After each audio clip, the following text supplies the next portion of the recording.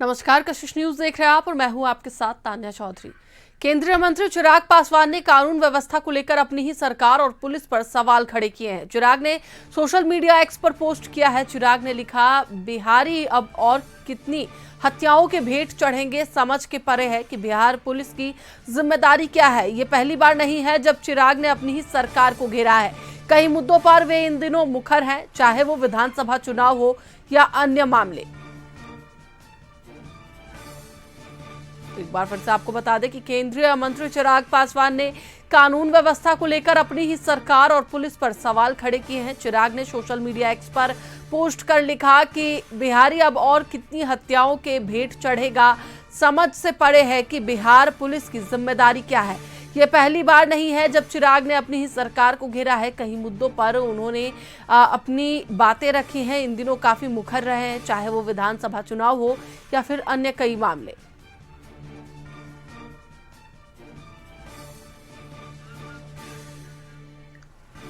एक बार फिर से आपको बता दें कि चिराग पासवान ने अपनी ही सरकार को घेरते हुए लिखा है कि बिहारी अब और कितनी हत्याओं के भेंट चढ़ेगा। यह समझ से परे है कि आखिरकार बिहार पुलिस की जिम्मेदारी क्या है।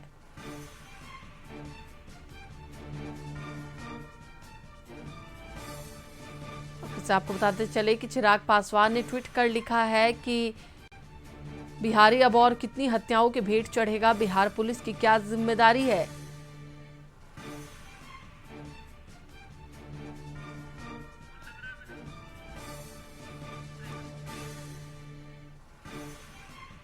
सोशल मीडिया एक्स पर केंद्रीय मंत्री चिराग पासवान ने कानून व्यवस्था को लेकर अपनी ही सरकार और अपनी पुलिस पर ही सवाल खड़े किए हैं।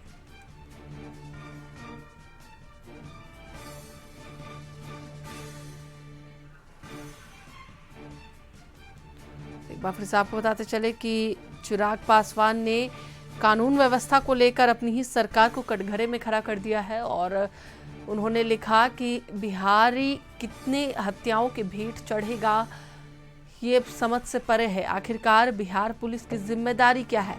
उन्होंने कानून व्यवस्था को लेकर अपने सरकार पर सवाल खड़े किए हैं।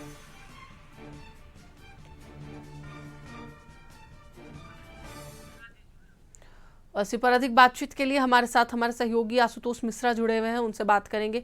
आशुतोष जी, लगातार देखा जा रहा है कि चिराग पासवान इन दिनों काफी मुखर रहे हैं, चाहे वो किसी भी मुद्दे को लेकर हो।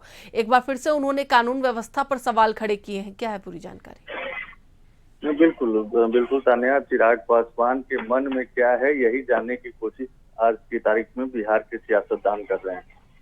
खासतौर पर इस घटक दल के वो उनकी पार्टी मेंबर है, जिस घटक दल के वो सहयोगी हैं, जिस गठबंधन के, उस गठबंधन के सहयोगी भी इस बात को लेकर समझ नहीं पा रहे हैं कि आखिर चिराग पासवान चाहते क्या हैं।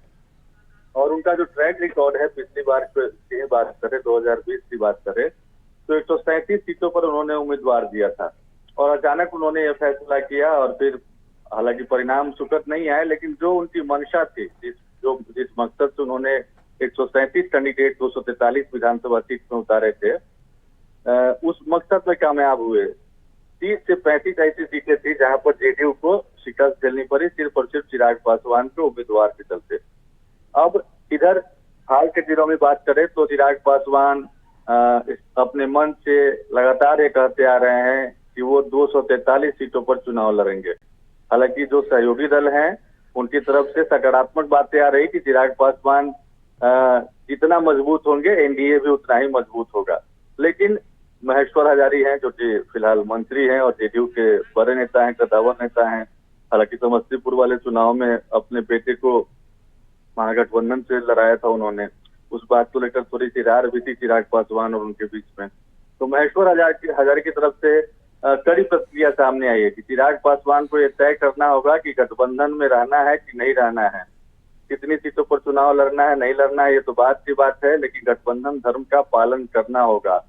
ये सारी बातें सामने आ रही है। उस बीच में चिराग पासवान लगातार बिहार में जो क्राइम का ग्राफ कथित तौर पर जो बढ़ रहा है, उसको लेकर निशाने पर एक तरीके से पुलिसिया कार्यशैली के बहाने सरकार पर ही इनडायरेक्टली वो निशाना साध रहे हैं।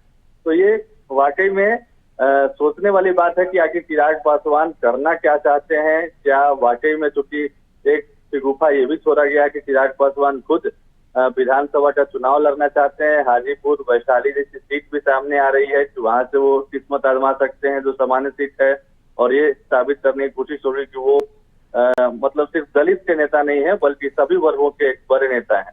इसमें कोई शक नहीं कि चिराग पासवान के अंदर भी महत्वाकांक्षा है और बिहार की राजनीति में उनकी खास दिलचस्पी है।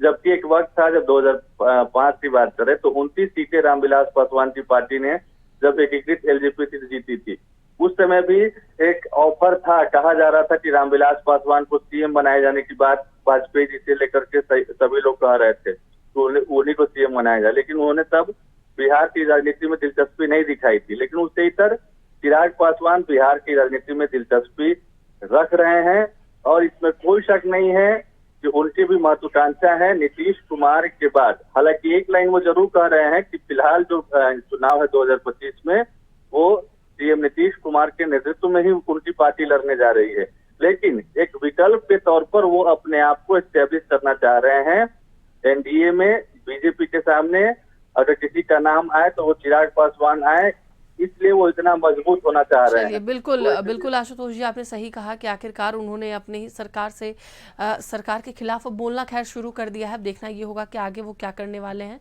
फिलहाल बहुत बहुत धन्यवाद पूरी जानकारी के लिए। तो एक बार फिर से हम आपको बताते चले कि